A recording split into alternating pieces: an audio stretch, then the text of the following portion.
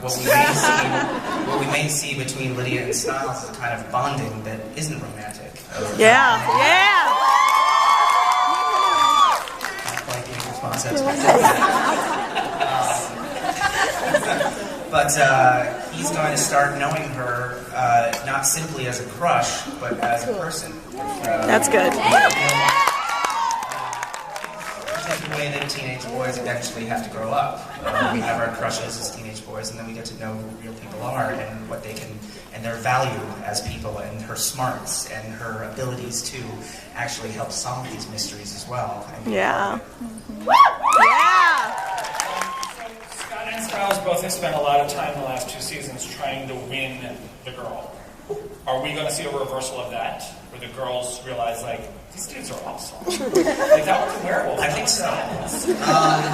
In particular, Allison, she may start to realize, she may start to wonder, am I good enough for Scott now? Because what we've seen in the first season is, Scott was very much the young man in love. He was very much the Romeo. All he could see was beauty, and he was obsessed with it, even to the detriment of his own life and possibly his friends. And that's very young love. In the second season, it grew to the point where it's a more adult love, where it's his patience. He says to her, "I'll wait for you at the end," which I think is very cool. He says, "I know we're going to be together." And that's the confidence of an adult. It's the confidence of someone becoming a man. One of the things he'll struggle with is whether he can allow her to wait. If you know someone is your true love, are you okay seeing them move on with their life? Are you okay with seeing them possibly fall for someone else? Ooh. We'll see. We're going to have some drama. We're going to have conflict. Well, that all will be rosy and shiny. So the one question I thought would really bring us some conflict would be, Arjun is now single. Yeah. Scott's mother. Peter, she's gorgeous. Yes. You can create Gossip Girl. We don't need this. We talk a lot about that in the writers' room. Like Stilinski and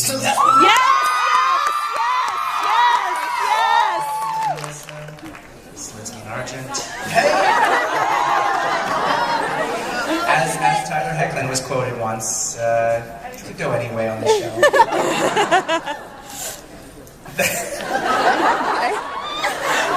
I'm just thinking of Gerard. Start doing some fan questions from Ralph. So if you guys want to start to find out, it'll be slowly doled out in the season. Because we like to keep certain characters mysterious, and Seth Gilliam is a great actor, and Bianca Lawson. One thing I'd love to see this season, who looks exactly the same as she did on Buffy. Using some of her skills she learned on Buffy.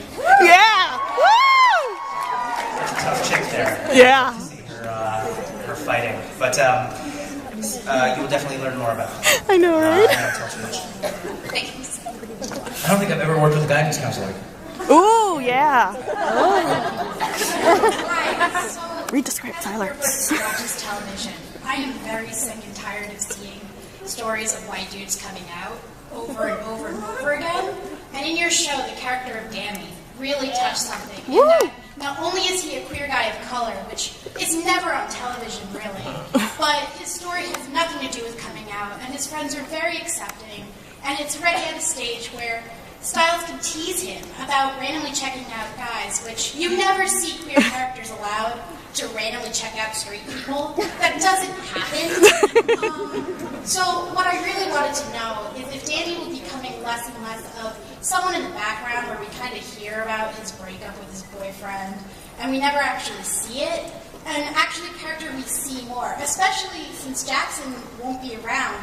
And I was going to ask, but now that it's announced that Colton won't be on the show anymore, I guess it's less likely to be addressed.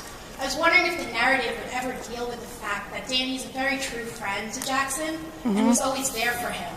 And the last arc very much being about how Jackson's alone and has no one, while at the same time we kept seeing how he's there for him. He's a true friend for him.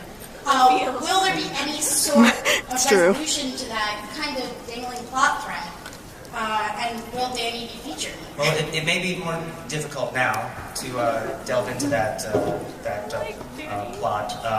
I think a lot of what Jackson felt was he was alone because he couldn't really share things with his friends. That was his difficulty. I think that Danny was just as accepting of Jackson's quirks. Yeah. Douchery.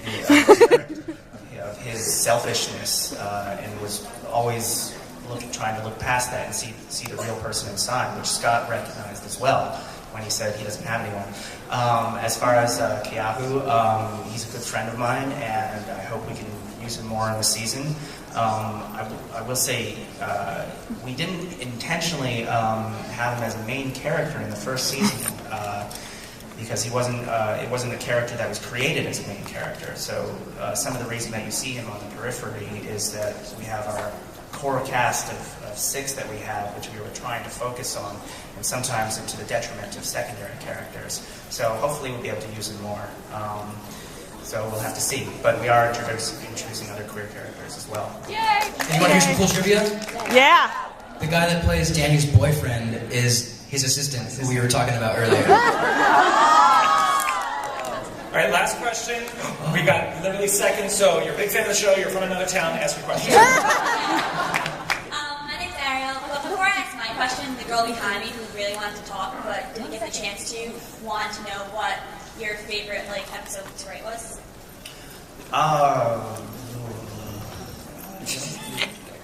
That's hard to. I have episodes. It's that like your are babies. easier to write.